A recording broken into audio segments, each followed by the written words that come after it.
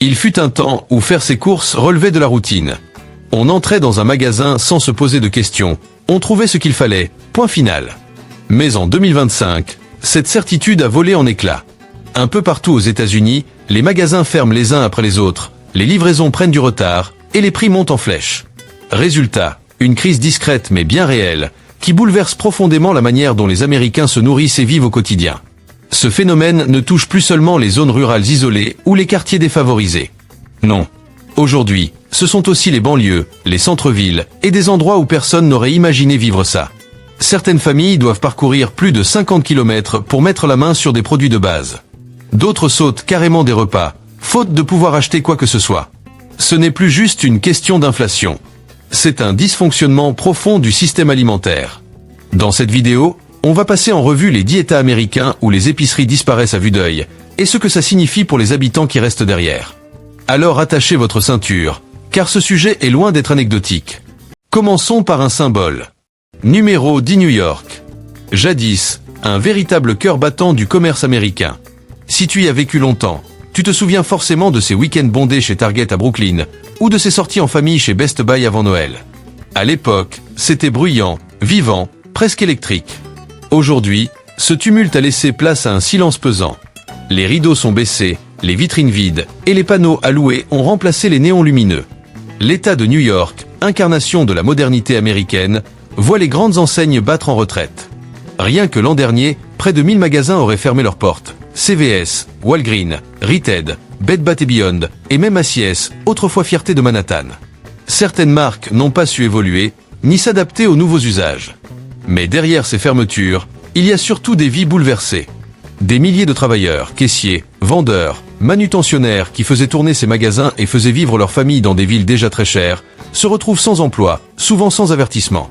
Selon le département du travail de l'État, le chômage dans le secteur du commerce de détail dépasse aujourd'hui les 7,5%, un niveau inédit depuis la pandémie. Et pendant ce temps, les loyers commerciaux dans les quartiers résidentiels ont bondi de 11% en un an, alors que le coût de la vie à New York reste 2 fois supérieur à la moyenne nationale. Du côté des consommateurs, la situation n'est guère plus simple. Moins de magasins, c'est moins de choix, des produits plus rares et des prix qui s'envolent. Dans les centres commerciaux, certains achètent à la hâte des vêtements, souvent importés d'Asie, par peur de nouvelos. Une mère raconte avoir acheté des jeans pour sa fille en se disant qu'il valait mieux anticiper, stocker l'essentiel, tant que c'est encore possible. Pour les personnes âgées, peu à l'aise avec les achats en ligne, il faut désormais parcourir plus de kilomètres pour trouver de la nourriture ou des médicaments, alors même que le prix de l'essence augmente. Certains préfèrent faire de grosses provisions, limiter les déplacements, remplir le coffre une bonne fois pour toutes. Dans les foyers, on serre la ceinture. Les dépenses sont calculées au centime près. Quand on a des enfants, toujours affamés, chaque décision compte. Et pourtant, le paradoxe est frappant. New York n'est pas un État pauvre. Les grandes entreprises affichent encore des profits élevés. Wall Street continue de vibrer. Mais les quartiers qui ont soutenu ces enseignes pendant des décennies sont laissés derrière, sans explication, sans adieu. Si même New York, le plus grand centre commercial du pays, n'arrive plus à retenir ces géants, qu'en est-il des États plus petits, plus fragiles, moins influents? Numéro 9 Californie. Direction maintenant la Californie. L'État le plus emblématique, longtemps considéré comme un paradis du shopping. Il fut un temps où chaque promotion chez Target, Best Buy ou Macy's attirait des files interminables. Les grandes artères de Los Angeles, San Francisco ou San Diego incarnaient le rêve américain de la consommation. Aujourd'hui, ces lumières s'éteignent peu à peu. La Californie, première économie du pays, traverse une véritable sécheresse commerciale. D'après l'Association des détaillants californiens, plus de 1500 magasins auraient fermé en 2024. Target, CVS, Walgreens, Nordstrom, Walmart, tous ont réduit drastiquement leur présence. Dans certaines zones rurales ou périurbaines, on parle désormais de déserts commerciaux. Plus de grandes surfaces à proximité. Les personnes âgées ne commandent pas en ligne. Les plus modestes n'ont pas toujours de voiture. Résultat, moins de choix, des prix plus élevés et une dépendance accrue aux importations. Une mère de 3 enfants raconte avoir dépensé 338 $ pour une semaine de courses, essentiellement pour de la nourriture basique. Pas de superflu. Juste l'essentiel. Elle se souvient avec nostalgie d'une époque où fruits, jus et snacks remplissaient la maison, accessible à tous. Aujourd'hui, une simple barquette de fraises peut coûter jusqu'à 25 $. De quoi se demander comment les générations précédentes réagiraient face à de tels prix. Selon l'université de Berkeley, les prix des biens de consommation en Californie ont augmenté en moyenne de 9,1% sur un an, bien au-dessus de la moyenne nationale. Les familles traquent les promotions, arbitrent entre se nourrir correctement ou acheter les médicaments de leurs parents. Et pendant ce temps, les emplois disparaissent avec les magasins. Pour les travailleurs plus âgés, se reconvertir devient un parcours du combattant, surtout à l'heure où les entreprises réduisent leurs effectifs ou remplacent l'humain par l'IA. Alors, posons la question franchement. Si même la Californie, autrefois symbole ultime du rêve américain, n'arrive plus à préserver ses commerces de base, quel État peut encore offrir un avenir stable à la classe moyenne? La réflexion ne fait que commencer. Car dans l'état suivant, la fermeture d'un simple magasin ne signifie pas seulement un petit désagrément. Ici, elle peut littéralement priver des habitants d'accès à de la nourriture ou à des médicaments essentiels sur des dizaines de kilomètres à la ronde. Numéro 8, Texas. Pendant longtemps, le Texas a été perçu comme l'Eldorado des centres commerciaux. Taxes plus légères, prix abordables, coût de la vie raisonnable. Des villes comme Austin ou Houston continuaient même d'étendre leurs zones commerciales, renforçant cette image d'abondance. Mais derrière cette façade de croissance, une autre réalité s'installe doucement. Les magasins qui servaient directement la classe ouvrière disparaissent les uns après les autres. Mais derrière cette façade de croissance, une autre réalité s'installe doucement. Les magasins qui servaient directement la classe ouvrière disparaissent les uns après les autres.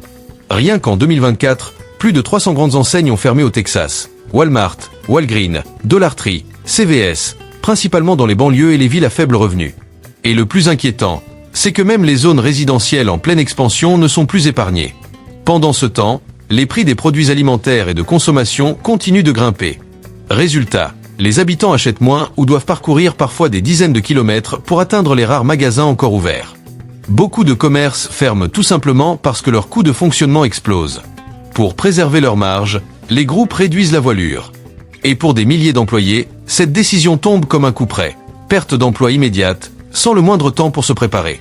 Pour les familles qui vivent du salaire d'un chauffeur, d'un ouvrier ou d'un enseignant, ce n'est pas seulement un job qui disparaît, c'est aussi le magasin abordable du quartier. Les consommateurs texans se retrouvent coincés entre deux options peu réjouissantes. Accepter les prix élevés des rares enseignes restantes, ou commander en ligne, avec des frais de livraison importants et des délais interminables.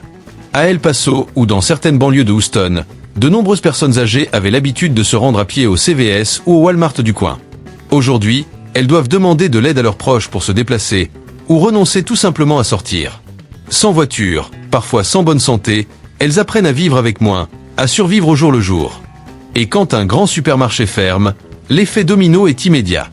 Les petits commerces autour souffrent, la sécurité se dégrade, la valeur immobilière chute, et la communauté perd un lieu central de rencontre. Ces espaces, qui maintenaient un esprit collectif, donnent désormais l'impression d'avoir été abandonnés. Une question devient alors inévitable. Comment est-il possible que, dans un État aussi vaste et riche en potentiel que le Texas, des habitants n'aient plus accès à des médicaments de base, à un sac de riz ou à une simple boîte de conserve à un prix raisonnable? Et si même le Texas, longtemps présenté comme la terre idéale de la croissance américaine, n'arrive plus à maintenir des magasins pour les gens ordinaires, que dire des États déjà fragiles, moins dotés et sans véritable poids politique? Ne détourne pas le regard, car l'État suivant pousse cette logique encore plus loin. Là-bas, certains habitants doivent conduire 40 minutes juste pour acheter un paquet de coton-tige. Numéro 7, Mississippi. Bienvenue dans le Mississippi, où les détaillants ont presque entièrement disparu. Dans de nombreuses petites villes du Mississippi, Walmart n'était pas qu'un magasin. C'était le cœur de la communauté. Un lieu pour faire ses courses, bien sûr, mais aussi pour discuter, se croiser, sentir qu'on appartenait encore à quelque chose. Aujourd'hui, même les dernières enseignes encore présentes risquent de partir, souvent dans un silence total. En seulement 18 mois, plus de 700 magasins de détail ont fermé dans l'État, principalement des chaînes à bas prix comme Dollar Tree, CVS et Walgreens. Et la situation est encore plus grave dans les zones rurales. Près de 40% des comtés n'ont plus de grandes épiceries. Ces régions sont devenues de véritables déserts alimentaires. Les politiques locales peinent à retenir les entreprises. Les taxes restent élevées, les infrastructures insuffisantes, et les investissements alternatifs se font rares. À cela s'ajoute l'exode massif des jeunes générations. Ceux qui restent sont majoritairement des personnes âgées, avec un pouvoir d'achat en chute libre, ce qui accélère encore le déclin. Quand des enseignes comme Walmart, Walgreens ou CVS quittent ces zones, ce n'est pas seulement un magasin qui ferme. Ce sont des milliers de travailleurs qui perdent leur principale source de revenus. Beaucoup se retrouvent au chômage pendant de longues périodes, parfois sans même pouvoir bénéficier d'aide.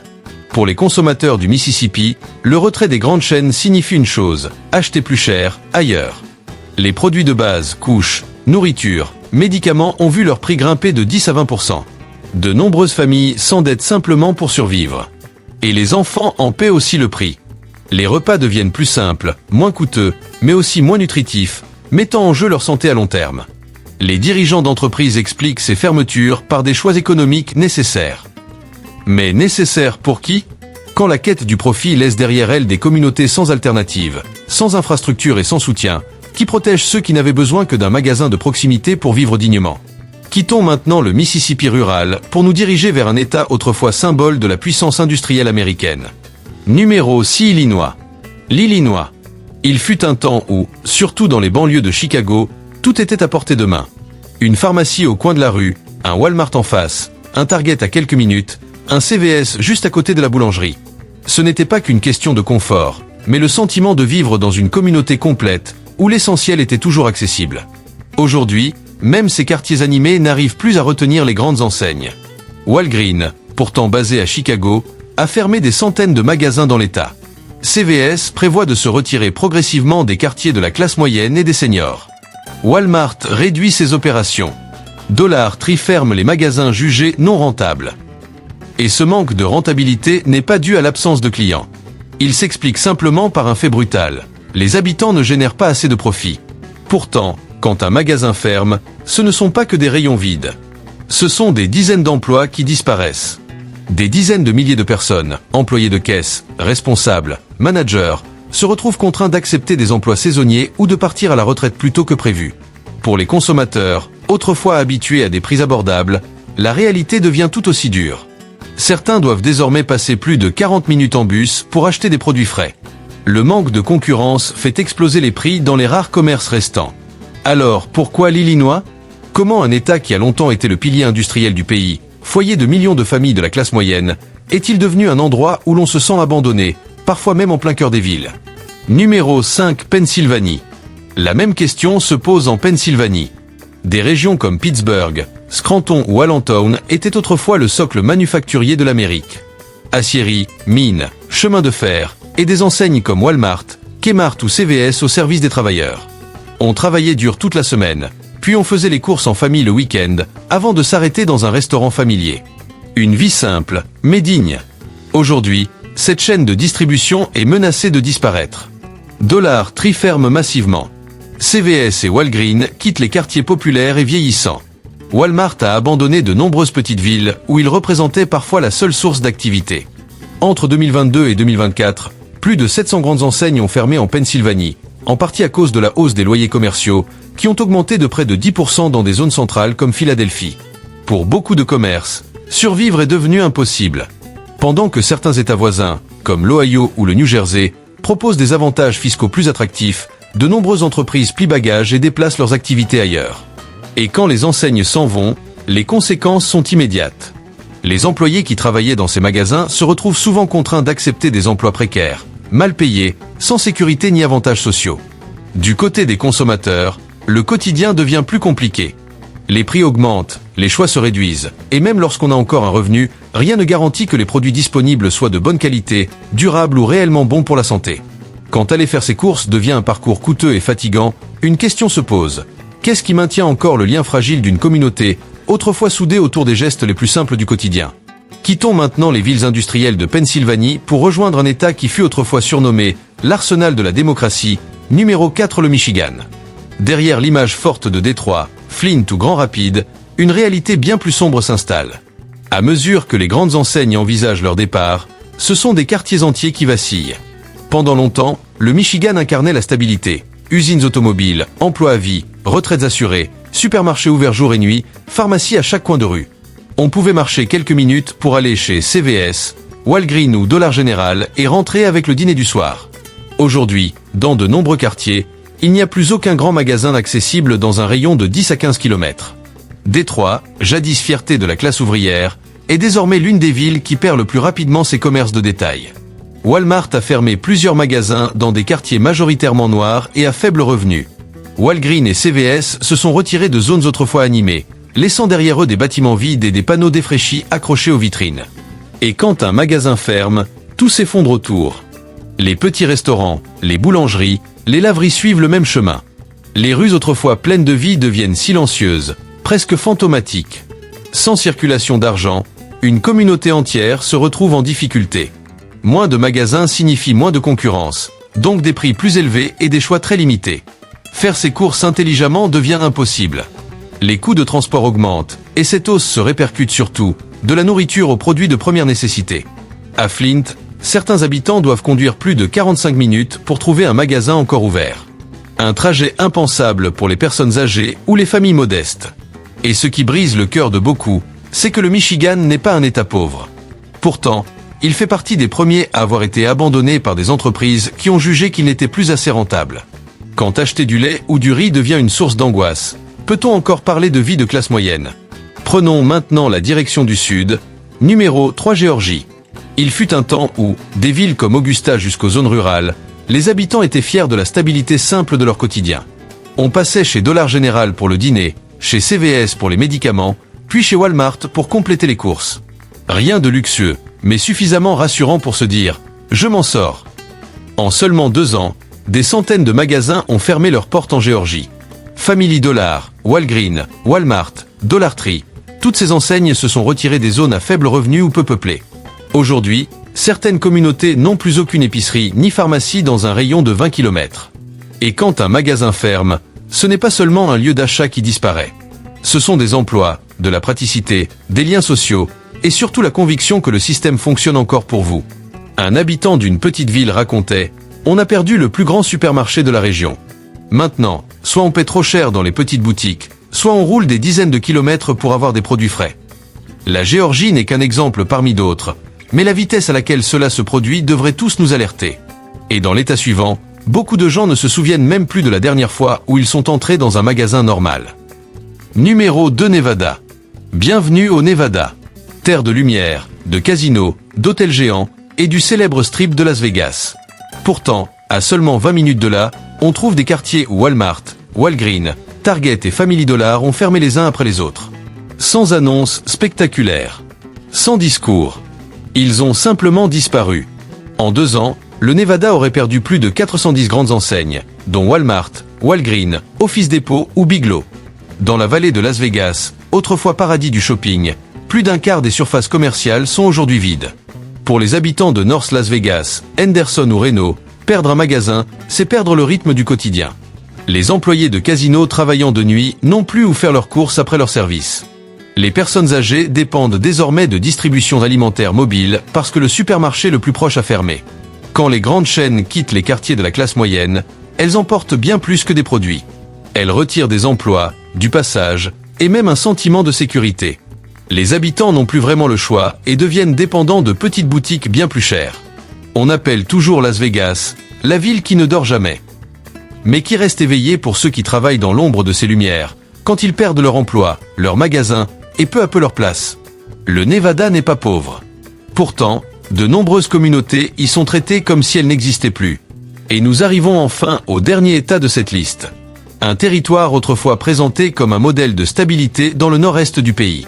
Aujourd'hui, il incarne ce qui se passe quand les enseignes décident de partir, peu importe les besoins des habitants. Pour beaucoup de familles américaines, numéro 1 l'Ohio représentait l'équilibre parfait. Ni trop riche, ni trop pauvre. Des usines, des écoles, des églises et des magasins fiables. Walmart, CVS, Target, Kroger, des noms familiers, ancrés dans le quotidien. Mais désormais, les fermetures s'enchaînent. Non pas parce que les gens n'ont plus besoin de ces magasins, mais parce que les entreprises estiment qu'ils ne sont plus assez rentables. Dollar Tree ferme massivement. CVS quitte les centres-villes. Walmart se retire des quartiers populaires et de la classe moyenne. Dans certaines zones, il ne reste plus que des stations-service ou de petites supérettes au prix exorbitant. Un homme de plus de 70 ans à Youngstown expliquait « Je marchais tous les matins jusqu'au magasin près de chez moi. Il a fermé. Je vis seul, je n'ai pas de voiture, personne pour m'emmener. Alors je reste chez moi. » À Akron, une mère de 3 enfants confiait « Comment apprendre à mes enfants à bien manger quand, à chaque course, on doit choisir entre un repas équilibré et des médicaments ?» La fermeture d'un magasin n'est pas qu'une décision commerciale. C'est la perte d'un point de repère, d'opportunités locales et du sentiment de garder le contrôle sur sa propre vie. On nous a toujours dit que le travail acharné menait à une vie meilleure. Mais lorsque ceux qui ont travaillé toute leur vie sont abandonnés par les mêmes chaînes qu'ils ont soutenues, ce discours tient-il encore? Est-ce simplement la loi du marché, ou le signe que l'Amérique se retire peu à peu de ceux qui l'ont construite? De New York à l'Ohio, de la Californie au Mississippi, des millions d'Américains perdent ce qui semblait être la chose la plus basique, un endroit proche de chez eux pour acheter l'essentiel. Et ce qui disparaît, ce ne sont pas seulement des produits ou des emplois. C'est le sentiment d'être pris en compte, d'exister dans un système qui écoute et qui sert. Et toi, dans quel état vis-tu? Les magasins près de chez toi sont-ils encore ouverts? Toi ou tes proches avez-vous été touchés par ces fermetures? Partage ton expérience dans les commentaires. Et si ce contenu t'a fait réfléchir, pense à liker la vidéo, à t'abonner à la chaîne et à la partager autour de toi. Les informations présentées ici proviennent d'articles, de rapports, de données publiques issues de la presse, d'agences statistiques et de sources ouvertes. Elles sont proposées à titre d'analyse de l'actualité et ne représentent aucune position officielle. L'objectif est d'apporter un regard multiple, de nourrir la réflexion et d'encourager le dialogue, sans pointer ni attaquer une organisation ou une personne.